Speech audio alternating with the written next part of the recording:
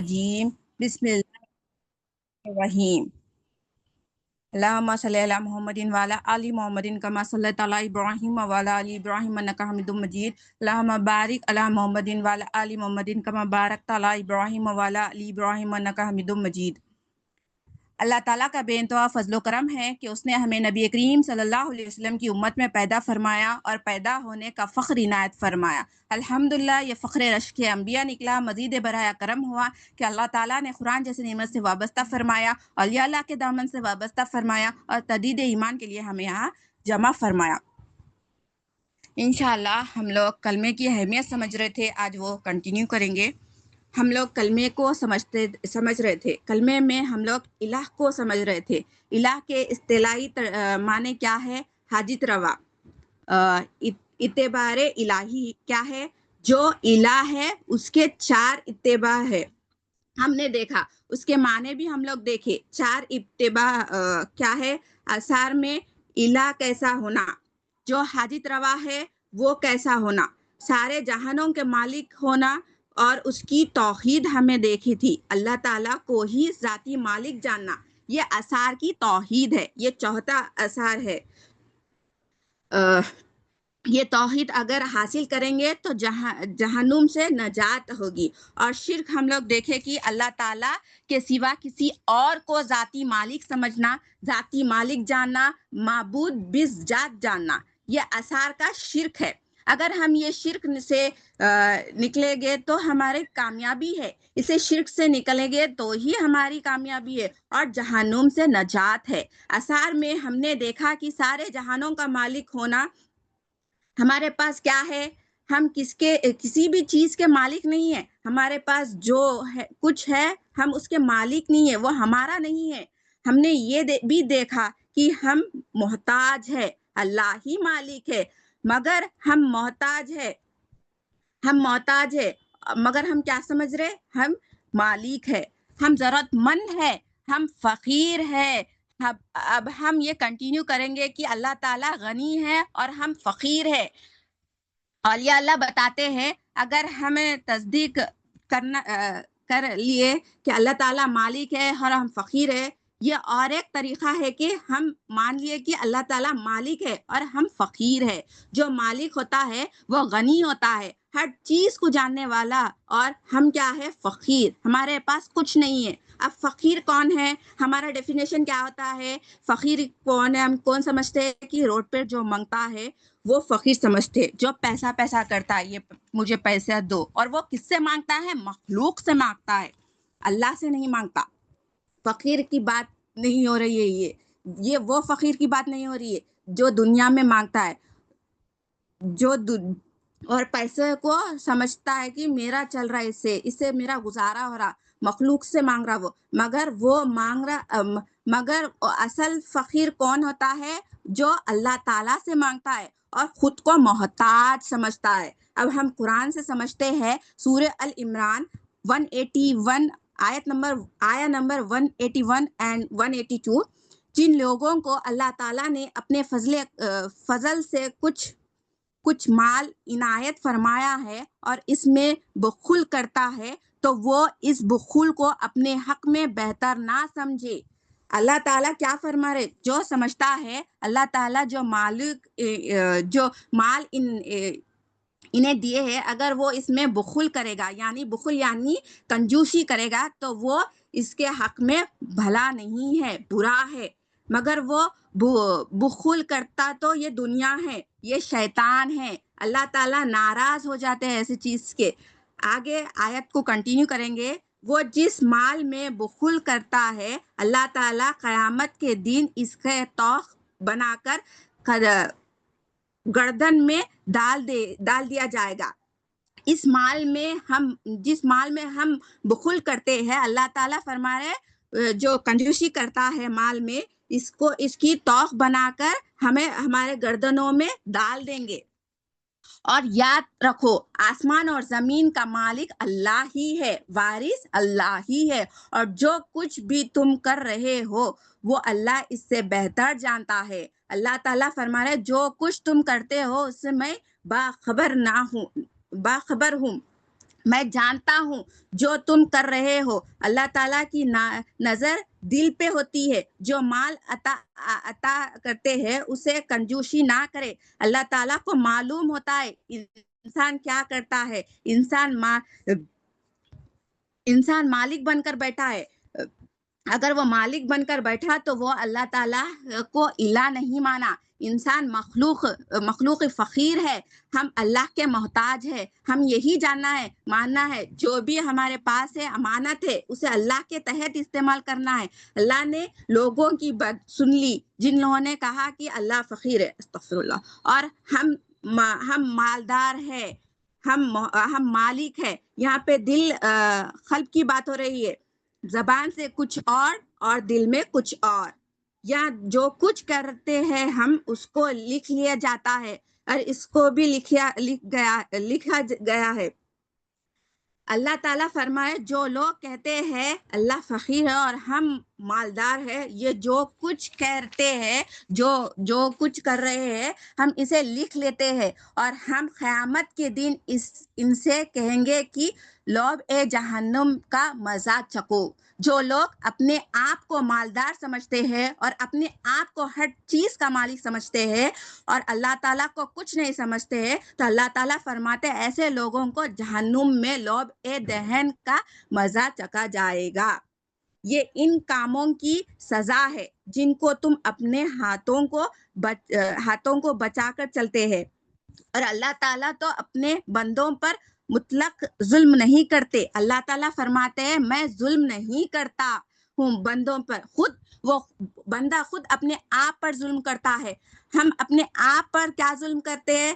ہم اپنی مرضی سے مال خرچ کرتے ہیں, ہم اپنی مرضی سے کسی کو دیتے ہیں, خیرات کرتے ہیں. اللہ تعالیٰ چاہ رہے بندہ ایمان کے ساتھ میری رضا کے لیے اپنے کام کرے, اخلاق کے ساتھ عمل کرے. اور ایک آیت دیکھتے ہیں کہ سورہ توبہ آیت نمبر 103, اے پیغمبر تم ان لوگوں کے مال سے صدقہ اور خیرات لے لو, اسے قبول کر لو, تم ان کے گناہ سے پاک صاف کر دو اور ان کے لیے دعا بھی کرو. اللہ تعالیٰ فرما رہے اے حبیب ان کا صدقہ اور خیرات آپ قبول کر لو اور ان کے گناہ کو پاک صاف کر دو اور ان کے لیے آپ دعا بھی کرے. اس کو اللہ تعالیٰ کسے کہہ رہے ہیں؟ ہمارے آقا حضرت محمد صلی اللہ علیہ وسلم سے کر رہے. بلا صبح تمہاری دعا ان کے لیے موجود تسخین ہے. اللہ تعالیٰ سننے والے اور دیکھنے والے ہے. اللہ تعالیٰ اپنے حبیب کو کہہ رہے ہیں جو ایمان کے ساتھ عمل کرتا ہے اس کے حق میں آپ دعا کرے. آپ صلی اللہ علیہ وسلم کی دعا موجود تسخین ہے. اب ان کی دعا سے بہتر ہمارے لیے کیا ہے؟ دیکھے جس کے پاس ایمان ہوگا وہ اللہ اور اس کے رسول کے تحت مال خرچ کرے گا, اور جس کے پاس ایمان نہیں ہے وہ کنجوسی کے ساتھ مال خرچ کرے گا. ایسے لوگوں کے لیے جہنم ہے. جس کے پاس ایمان ہوتا ہے وہ کیا کرتا ہے؟ دیکھو ایک واقعہ سے دیکھتے ہیں. حضرت عمر رضی اللہ تعالیٰ ام المومنین ہے, ان کا واقعہ سے سمجھتے ہیں جس کے پاس ایمان ہوتا ہے وہ مال کیسا حاصل بھی کرتا ہے اور اپنے امانت میں خیانت نہیں کرتا.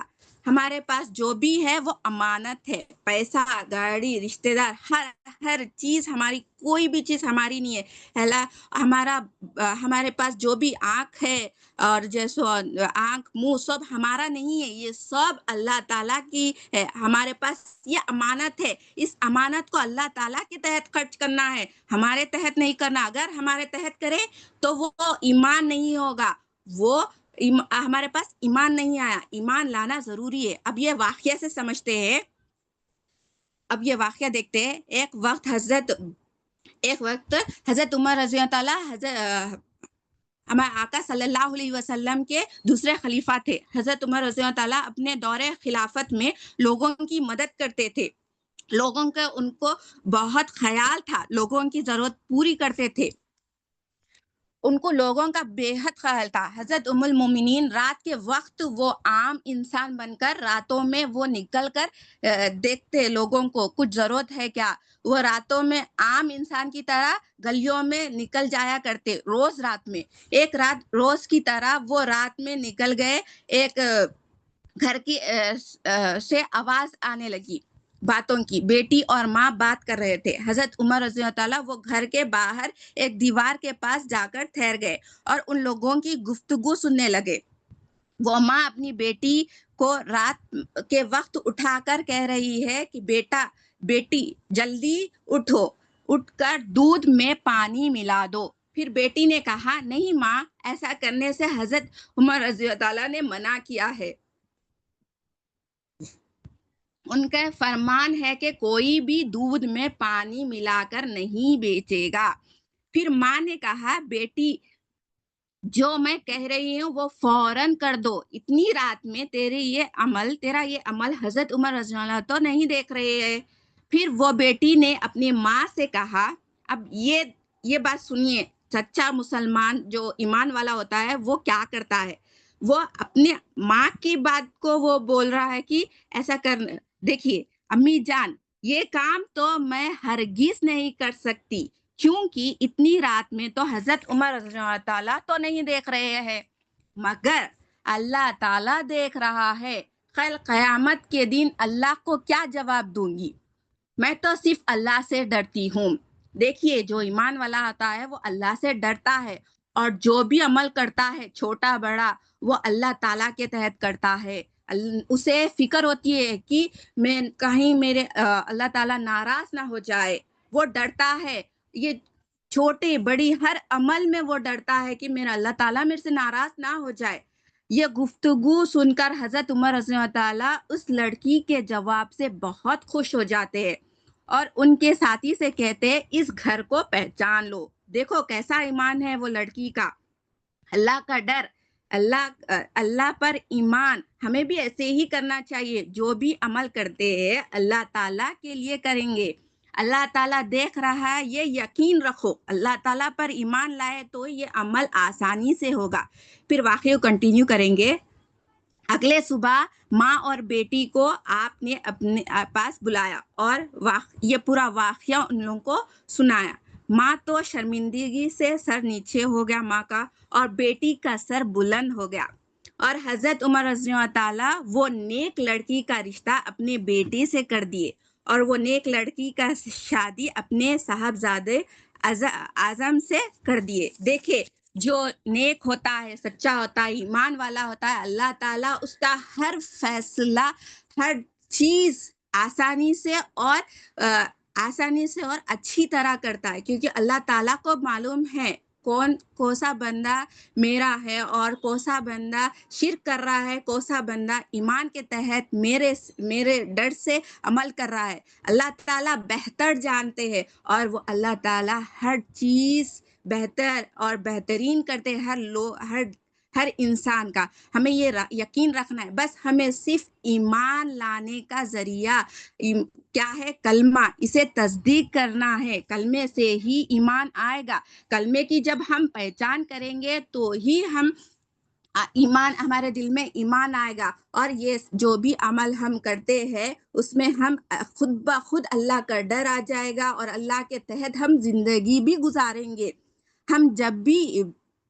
ہم بیٹھے ہی اس لیے ایمان سیکھنے, وقت نکالیے, یہ امپورٹنٹ ہے. اللہ تعالیٰ اور حضرت محمد صلی اللہ علیہ وسلم ہمیں آسانی دے ایمان سیکھنے اور سکھانے میں, انشاءاللہ. آمین. جزاک اللہ خیر.